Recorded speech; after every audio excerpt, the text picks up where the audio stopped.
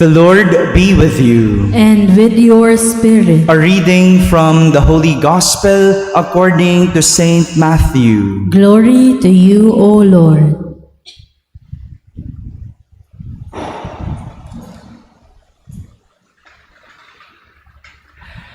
The 11 disciples went to Galilee, to the mountain to which Jesus had ordered them. When they all saw him, they worshipped, but they doubted. Then Jesus approached and said to them, "All power in heaven and on earth has been given to me. Go, therefore, and make disciples of all nations, baptizing them in the name of the Father and of the Son and of the Holy Spirit, teaching them to observe all that I have commanded you. And behold, I am with you always until the end of the age." My friends, the Gospel of the Lord. Praise to you, Lord Jesus Christ. Please be seated. Good morning, my dear brothers and sisters. Could you kindly greet the person beside you? Good morning.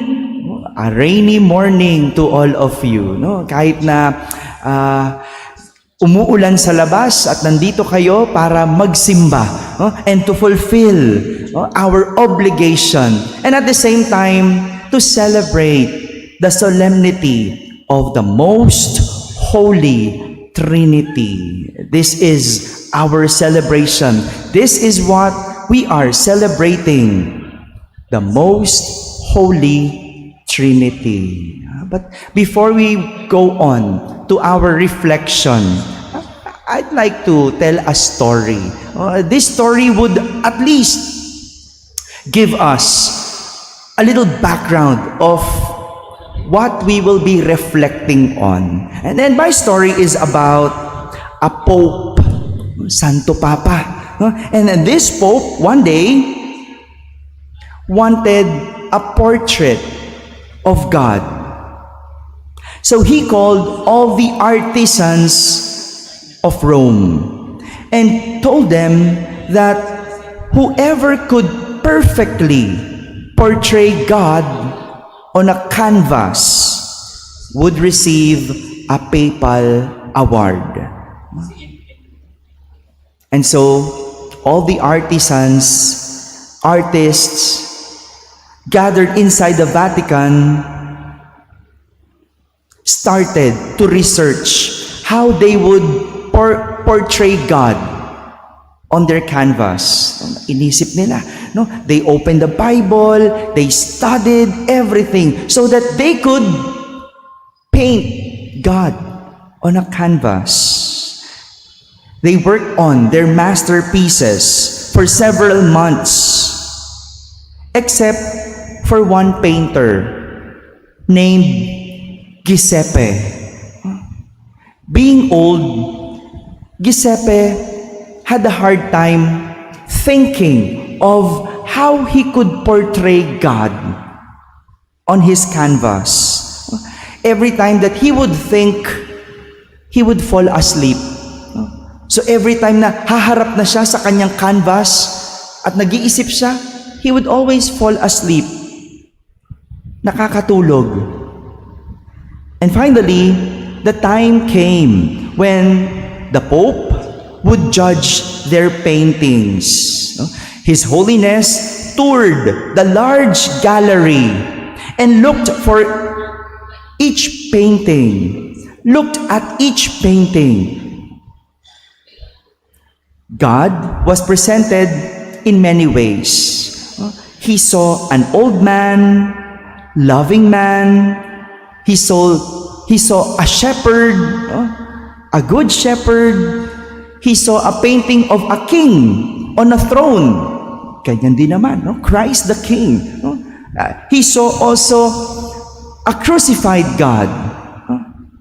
He saw a dove. And so many other ways. He saw lots of paintings about the portrayal of God. And yet, to the surprise of all, the Pope was not satisfied. Was not satisfied with any of the portraits. And while the Pope rested on a corner, he heard Giuseppe snoring in front of his canvas. Moment of truth na, tulog pa rin itong si Giuseppe. And so he went on to the painting of the old man. And when the Pope saw the canvas, he said, "This is it. This is the perfect portrayal of God." And so all the cardinals and bishops and all the artisans gathered around His Holiness, went to him and looked at the canvas. The Pope was looking at a blank canvas. Walang nakapaint, walang laman. And so, the cardinals asked him, "Your Holiness, the canvas is empty, and it has no portrait of God." The Pope said, "Exactly. That is how God looks like, indescribable." That's how God looks like, indescribable. Today, we celebrate the solemnity of the Most Holy Trinity, which pertains to the three persona of God. One God with three persons, the Father, the Son, and the Holy Spirit. You know, this topic is one of the most difficult to discuss. Not that we cannot say something. Hindi po. Hindi dahil wala kaming masabi. Because there are more to say. Madaming masasabi. But because whatever we say, it will never fully fathom the Holy Trinity. Kahit marami kaming masasabi, kahit marami tayong mauunawaan, hindi natin ito buong mauunawaan. Hindi buong maiintindihan ang banal na Santatlo. This is the reason why Saint Thomas of Aquinas said, "It is much easier to say what God was not than what He is." Mas madali sabihin kung ano ang hindi ang Diyos kaysa kung ano siya. Kasi pag sinabi mong mabait ang Diyos, kapos pa rin yun. Paanong mabait? Pwedeng mabait, mapagbigay. Pwedeng mabait, maunawa. Pwedeng mabait, mahabang pasensya. Pwedeng mabait, mapagpatawad. Paano? Even that word, kapos. Kaya mas madaling sabihin yung hindi siya. Kasi yun eksakto. Pag sinabi mong, ang Diyos, hindi yan hindi yan madamot. That's exactly. Ang Diyos, hindi yan mayabang. That's exactly what God is. And Saint Thomas of Aquinas is right. It is much easier to say what God was not than what He is. Dahil kahit anong sabihin nating mabuti sa Diyos, laging kulang at kapos para ilarawan ang kabuuan ng Diyos. But our readings for today would help us at least to understand a little about the three persona of God. Hindi naman ibig sabihin wala tayong mauunawaan. Let us go to our readings so that we could at least a little understand who God is. The three persona of God. And we begin with the Father. Could you say, Father? Sige, lagyan niyo dito. Father, di ba? When we say Father, we always pertain to our head, sa ulo, di ba? In our first reading, Moses introduced God to the Israelites as someone who was there even before the creation of man. He already did something great even before they knew Him. Nandun na siya bago pa nilikha ang lahat at gumawa na siya ng magandang bagay bago pa ang lahat. Ganyan ang Diyos. Parang Ama, hindi ba? Bago pa tayo nalikha, andyan na ang Ama. Siyempre, no? Kundi dahil sa tatay natin, wala tayo. No? So, mas nauna ang Ama. Umiiral na siya. At bago pa natin nakilala ang ating Ama, gumawa na siya ng magagandang bagay. Inihanda na niya ang lahat ng bagay para sa atin. Tanong muna, ganyan po bang inyong Ama? Naghanda bang inyong Ama?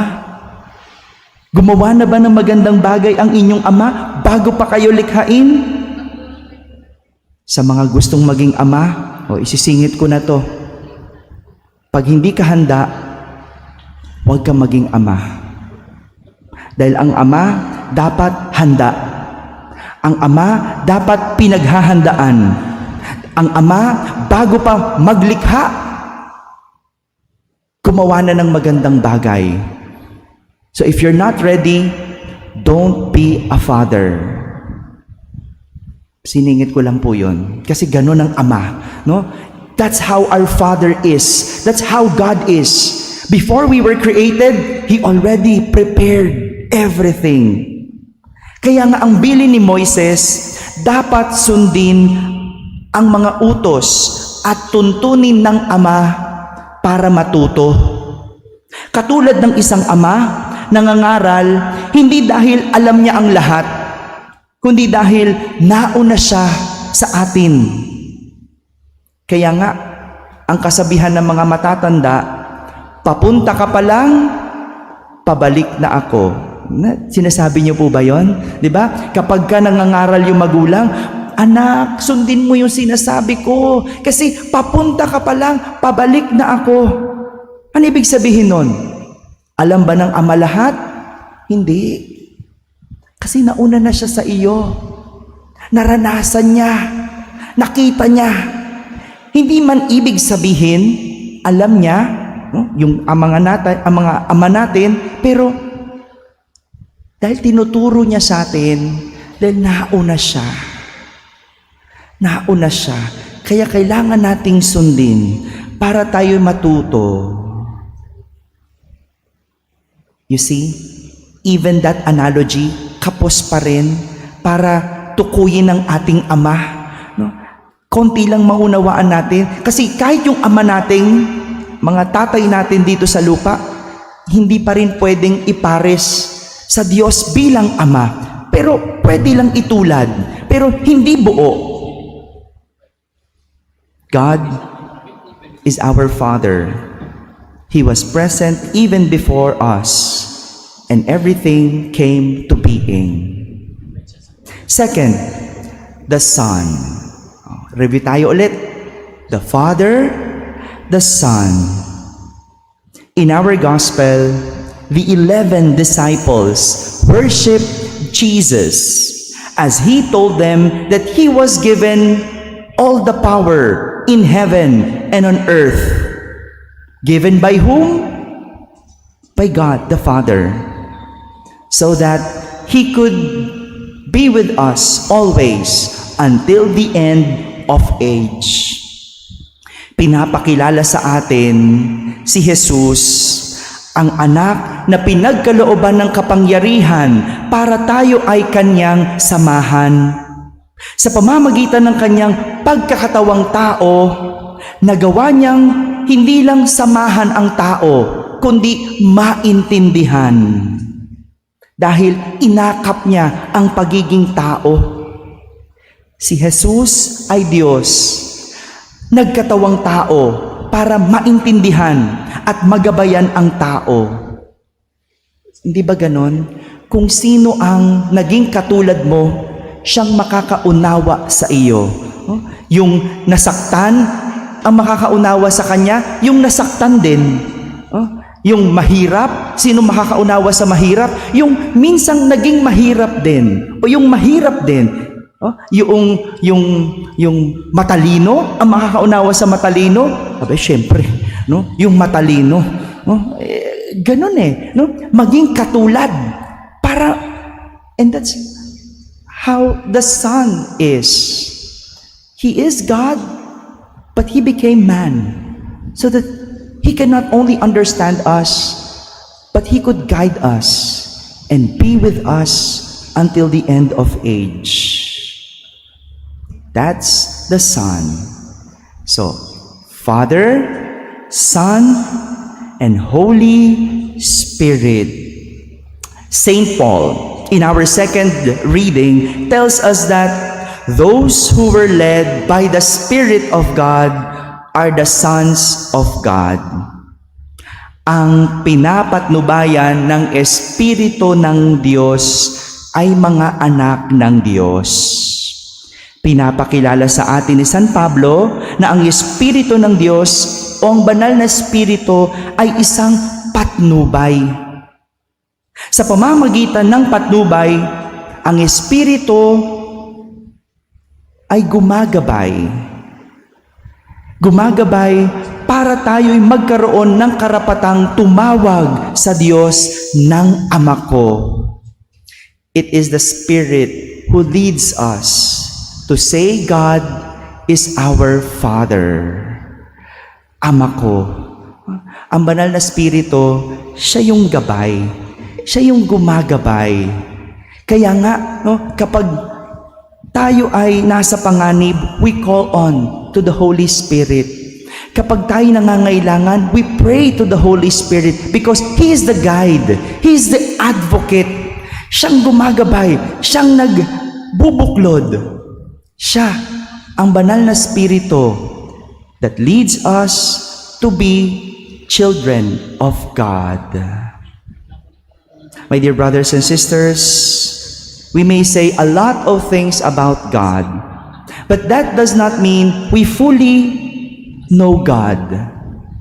Ang hirap sabihin ng buo, pero hindi ibig sabihin wala tayong masasabi.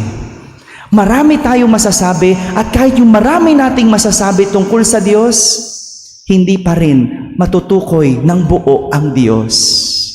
Dahil ang Diyos hindi lang tinutukoy, hindi lang inaalam, kundi dinadanas, nararamdaman. And even the things we know about Him will never be enough to describe Him. However, through our faith, sa ating pananampalataya, through our faith in the name of the Father, through our faith in the Son, and in the Holy Spirit, would somehow let us know God, would somehow get us to know God. Amen.